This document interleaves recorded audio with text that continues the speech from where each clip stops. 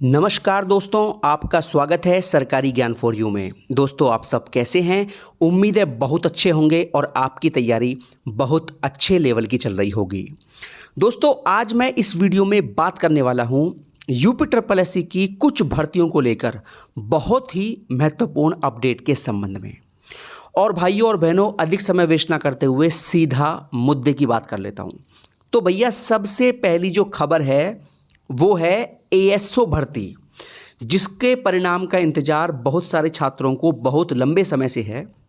और आपको मैंने बताया भी है कि एएसओ भर्ती का जो परिणाम है वो सितंबर के महीने में जारी कर दिया जाएगा। तो दोस्तों, इस भर्ती को लेकर कुछ छात्रों के बहुत ही महत्वपूर्ण सवाल हैं। और सवाल ये हैं कि सर, इस भर्ती में कौन कौन से कंप्यूटर के डिग्री या डिप्लोमा लिए जाएंगे। तो इस बात को मैं क्लियर कर देता हूं भैया कि एएसओ भर्ती में एक तो आपका ओ लेवल, ठीक है, एएसओ भर्ती में एक तो आपका ओ लेवल जो मान्य होगा, एक आपका होगा भैया पीजीडीसीए, पीजीडीसीए, ठीक है, तीसरा आपका होगा भैया डीसीए, और चौथा भैया आपका होगा कंप्यूटर साइंस से, है ना, कंप्यूटर साइंस से कम 1 साल का डिप्लोमा, है ना, कंप्यूटर साइंस से कम 1 साल का डिप्लोमा। ये चार चीज़ें जो हैं एएसओ भर्ती में 100% मान्य होंगी। ठीक है, पहला आपका ओ लेवल हो गया, दूसरा पीजीडीसीए, तीसरा डीसीए और चौथा कंप्यूटर साइंस में 1 साल का डिप्लोमा। आपके पास अगर इनमें से कुछ भी है तो आप भैया एएसओ भर्ती में बिल्कुल जेन्युइन अभ्यर्थी रहेंगे। ठीक है, और परिणाम का धमाका आपको सितंबर में मिल जाएगा। दोस्तों, आगे बात कर लेते हैं आईटीआई इंस्ट्रक्टर भर्ती 2022, जिसका आवेदन हुए काफ़ी लंबा समय हो चुका है और अभी तक यूपी ट्रिपल एससी ने इसकी शॉर्टलिस्टिंग जारी नहीं करी है। तो दोस्तों, आईटीआई इंस्ट्रक्टर जो भर्ती है, इसकी शॉर्टलिस्टिंग जो है, इस पर लगातार काम जारी है और इस बात की पूरी उम्मीद है कि अगस्त के महीने में आपको इसकी शॉर्टलिस्टिंग देखने को मिल जाएगी। अगर लेट हुआ तो आप 4-5 दिन का लेट मान सकते हैं सितंबर में, वरना इस बात के 90% चांस हैं कि अगस्त में ही आपको इसकी शॉर्टलिस्टिंग देखने को मिल जाए। क्योंकि देखिए, ऐसा है कि कल मेरी देर रात यूपी ट्रिपल एससी कर्मचारी से इन सभी भर्तियों पर बात हुई और बात करने पर जो जो जानकारी मुझे मिली है इन भर्तियों को लेकर, बिल्कुल वही आपको बता रहा हूँ। ठीक है, तो आईटीआई जो भर्ती है, इस भर्ती का जो शॉर्ट लिस्टिंग है आपको इस महीने में देखने को मिल जाएगा। दोस्तों, आगे बात कर लेते हैं मुख्य सेविका शॉर्ट लिस्टिंग को लेकर। तो भैया, आपको मैं ऑलरेडी इस भर्ती को लेकर बता चुका हूँ कि अगस्त के महीने में ही आपको इसकी शॉर्टलिस्टिंग देखने को मिल जाएगी और उम्मीद है कि अगस्त पूरा आपको इंतज़ार ना करना पड़े। आने वाले 7 दिनों के अंदर, ठीक है, आने वाले 7 दिनों के अंदर आपको मुख्य सेविका भर्ती की शॉर्टलिस्टिंग का जो ऑफिशियल नोटिस है वो देखने को मिल जाएगा। ठीक है, आपको पूरा महीना इंतज़ार करने की आवश्यकता नहीं पड़ेगी। ठीक है दोस्तों, अब दोस्तों बात कर लेते हैं वीडियो री एग्ज़ाम की ओएमआर स्कैनिंग को लेकर कि इसकी ओएमआर स्कैनिंग कब से शुरू होगी। तो भैया, कल जो मेरी यूपी ट्रिपल एससी कर्मचारी से बात हुई है, तो बात करने पर उन्होंने साफ साफ बता दिया है कि 20 अगस्त से 25 अगस्त के बीच में वीडियो री एग्ज़ाम की ओएमआर स्कैनिंग का जो काम है वो शुरू कर दिया जाएगा। बहुत दिनों से बार बार छात्र ये कमेंट करके पूछ रहे थे कि सर, इसकी जो ओएमआर स्कैनिंग है वो कब से स्टार्ट होगी। तो आपको मैंने बता दिया कंफर्म करके कि 20 से 25 के बीच में आपकी जो है स्कैनिंग शुरू कर दी जाएगी। और रही बात इसकी रिवाइज्ड आंसर की को लेकर, तो रिवाइज्ड की पर लगातार काम जारी है और आपको मैंने बताया भी था कि रिवाइज्ड की जो लेट हो रही है उसके पीछे जो वजह है वो है भैया ऑब्जेक्शन बड़ी मात्रा में आ जाना। इस भर्ती में बहुत बड़ी संख्या में ऑब्जेक्शन आए हैं और भैया होना भी जायज़ है, क्योंकि भैया एक एक नंबर की लड़ाई होती है, एक नंबर से आप अंदर बाहर हो जाते हैं। इसलिए भैया कोई भी कंजूसी छात्रों ने नहीं करी है ऑब्जेक्शन करने में, बिल्कुल भर भर के ऑब्जेक्शन किए हैं। इसी वजह से थोड़ा समय लग रहा है इसकी रिवाइज्ड की देने में, बाकी उम्मीद है कि जल्द आपको रिवाइज्ड की देखने को मिल जाएगी।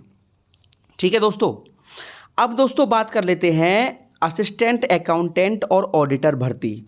दोस्तों ये जो 530 पदों की भर्ती का विज्ञापन जारी हुआ था और इस भर्ती में बीकॉम प्लस ओ लेवल मांगा गया था, है ना। तो इस भर्ती में दोस्तों आपको बता दूं कुल कितने आवेदन हुए हैं। इसमें भैया आवेदन हुए हैं कुल 9000 के आसपास।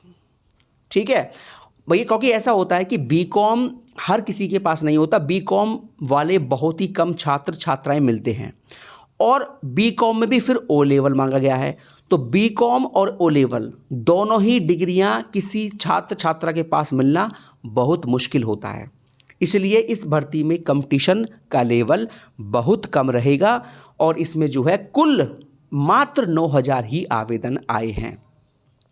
और इस भर्ती का जो पैट कट ऑफ लगेगा वो भी काफ़ी कम लगने वाला है।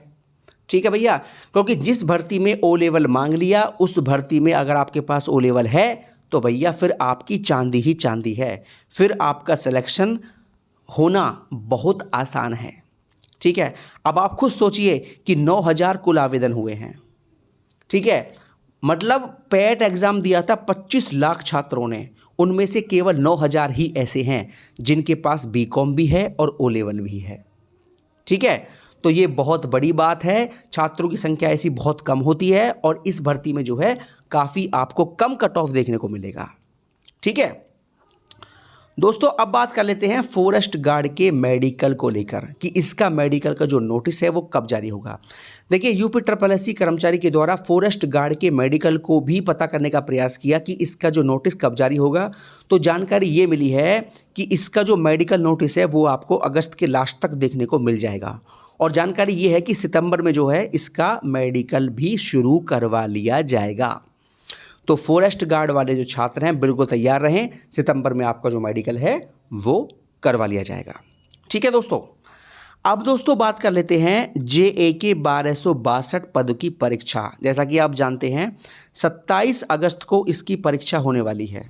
ठीक है, तो लास्ट के 10 दिन बचे हैं, तो इन 10 दिनों में आपको क्या रणनीति बनानी है जिससे आपके सिलेक्शन में 4 चांद लग जाएं।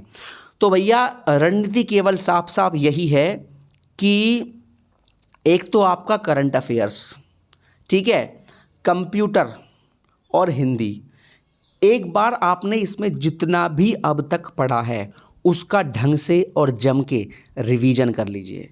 क्योंकि देखिए भैया रिवीजन सबसे बड़ी ताकत होती है। अगर आपने पूरी साल कितना भी पढ़ाई करी हो लेकिन अगर आपने एग्ज़ाम टाइम में जम के रिवीजन नहीं किया तो वो पढ़ा हुआ सब बर्बाद है। इसलिए मेरा आप सबसे ये आग्रह है कि जितना भी आपने अब तक पढ़ा है उसका इन 10 दिनों में ढंग से रिवीजन कर लीजिए। नया कुछ ना पढ़ें, ठीक है, नया पढ़ने में टाइम वेस्ट ना करें।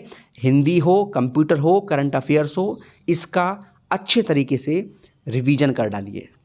और मैं तो कहता हूँ कि इन 10 दिनों में 2 से 3 बार रिवीजन कर दीजिए हर 3-3 दिन के बाद। ठीक है, तो आपका जो है तैयारी का लेवल जो है बहुत धांसू हो जाएगा। क्योंकि देखिए आपने 2-4 साल 6 साल में क्या पढ़ा है ये मैटर नहीं करता, मैटर ये करता है कि आपने एग्ज़ाम टाइम में रिवीजन कितना किया हुआ है। और जितना पढ़ना सफलता की कुंजी है उतना ही रिवीजन भी सफलता की कुंजी है। बिना रिवीजन के आप कोई भी जंग नहीं जीत सकते। तो मेरा केवल यही कहना है JA की परीक्षा देने वाले सभी छात्रों से कि इन 10 दिनों में ढंग से रिवीजन कीजिए और बिल्कुल धुआंधार तरीके से रिवीजन करते रहिए। ठीक है, तो दोस्तों ये हो गया आज का वीडियो। और किसी भर्ती को लेकर जो भी जानकारी मुझे मिलेगी आपको सबसे पहले दे दी जाएगी। बहुत बहुत धन्यवाद दोस्तों। जय हिंद, जय भारत। हमेशा खुश रहिए, मुस्कुराते रहिए।